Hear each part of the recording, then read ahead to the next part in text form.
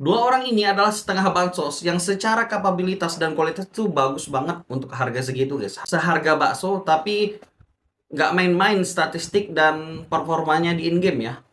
Tapi kenapa gitu Konami mutusin buat dua kartu ini semurah itu? Ternyata ada penjelasan logis, guys, disampaikan sama orang di komunitas di sini. Aku kasih lihat kalian screenshotnya ya. Ini bahasa Inggris, aku jelasin bahasa Indonesia biar gampang ya. Jadi tuh biasanya Konami dulu tuh ngeluarin pack-pack tuh rada-rada kurang, guys. Misalnya yang Roy gitu ya. Itu orang tuh nggak mau ambil, orang-orang bansos terutama ya.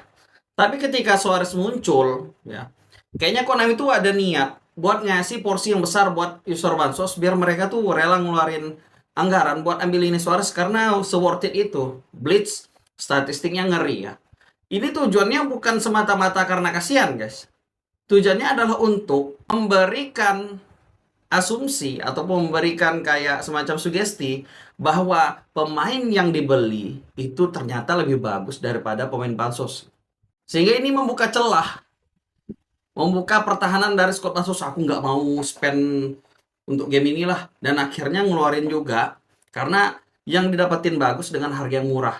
Dan ini akan mensugesti mereka untuk karena Suarez dengan harga segitu murah bisa dapat pemain bagus, kayaknya kalau misalnya aku ngepek-ngepek bakalan lebih OP deh, bakalan lebih bagus deh squadku atau pemainku.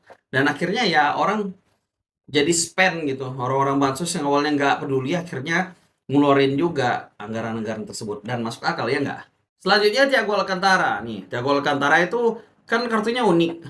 Di satu sisi stat kayak dribble, kayak passing itu tinggi banget. Bahkan ada sampai 100 ya, kayak dribbling, take possession sama ball controlnya. Tapi ada juga yang 80 doang nih, kayak speed axel.